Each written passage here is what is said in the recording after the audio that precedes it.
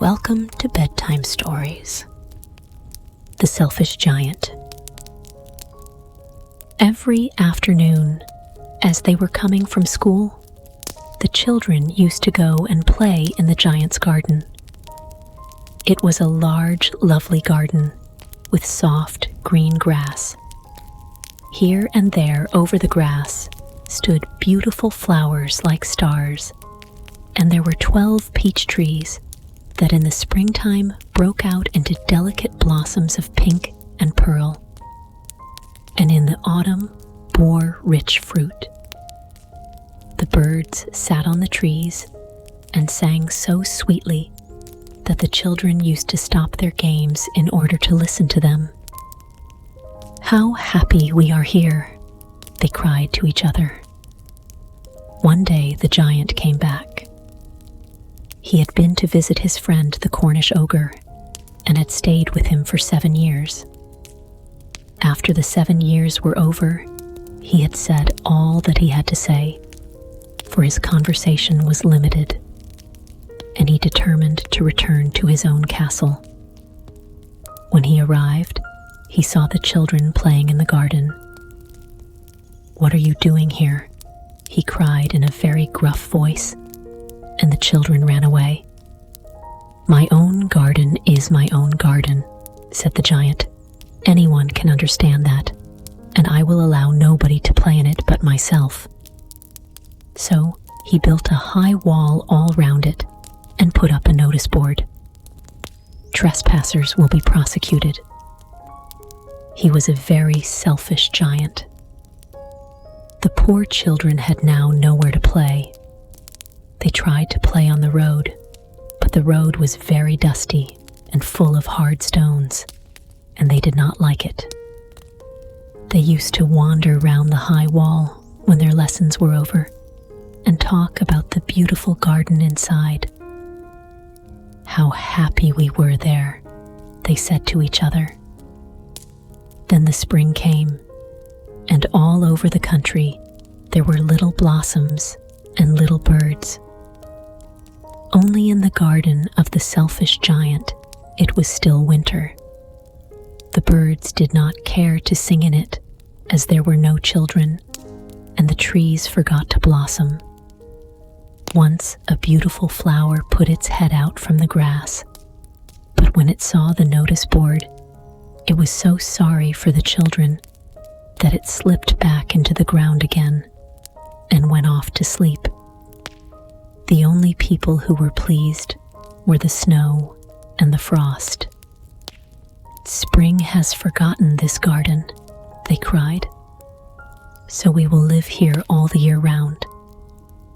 The snow covered up the grass with her great white cloak, and the frost painted all the trees silver.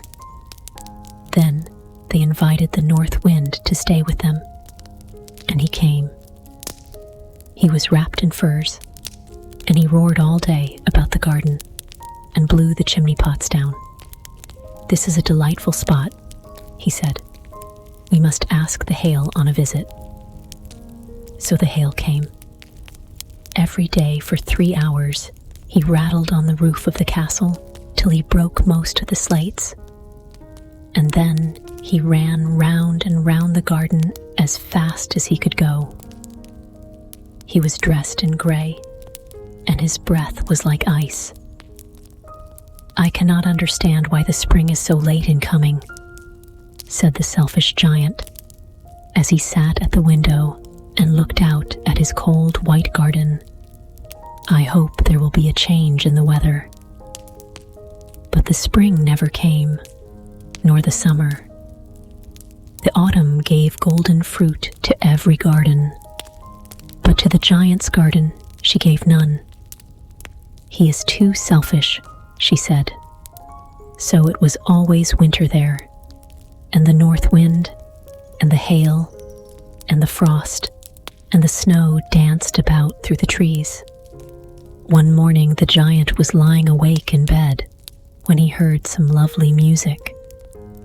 It sounded so sweet to his ears that he thought it must be the king's musicians passing by.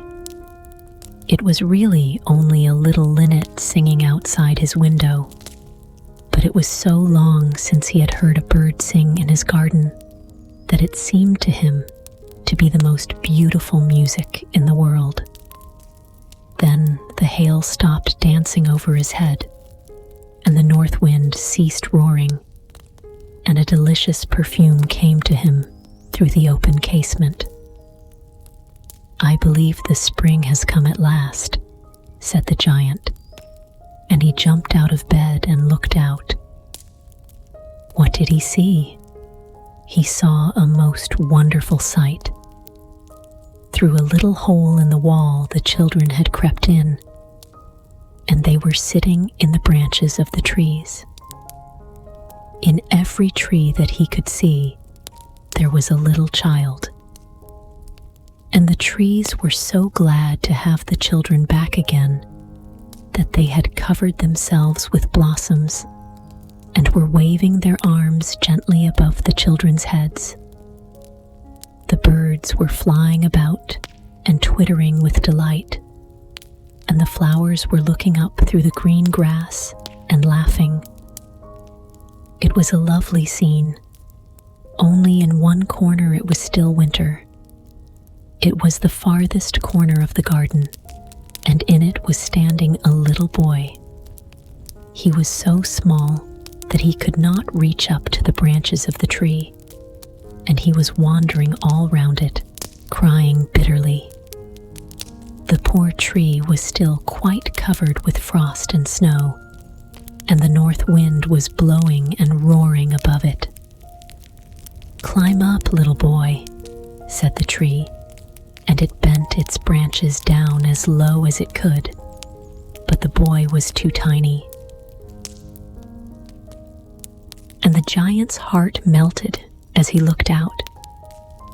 "How selfish I have been," he said. "Now I know why the spring would not come here.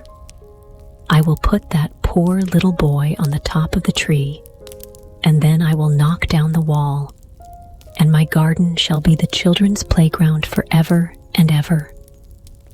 He was really very sorry for what he had done. So he crept downstairs and opened the front door quite softly and went out into the garden. But when the children saw him, they were so frightened that they all ran away, and the garden became winter again. Only the little boy did not run, for his eyes were so full of tears that he did not see the giant coming. And the giant stole up behind him and took him gently in his hand and put him up into the tree. And the tree broke at once into blossom, and the birds came and sang on it, and the little boy stretched out his 2 arms and flung them round the giant's neck and kissed him. And the other children, when they saw that the giant was not wicked any longer, came running back, and with them came the spring. "It is your garden now, little children," said the giant, and he took a great axe and knocked down the wall. And when the people were going to market at 12 o'clock, they found the giant playing with the children in the most beautiful garden they had ever seen. All day long they played, and in the evening they came to the giant to bid him goodbye. "But where is your little companion?" he said. "The boy I put into the tree." The giant loved him the best because he had kissed him. "We don't know," answered the children. "He has gone away." "You must tell him to be sure and come here tomorrow," said the giant.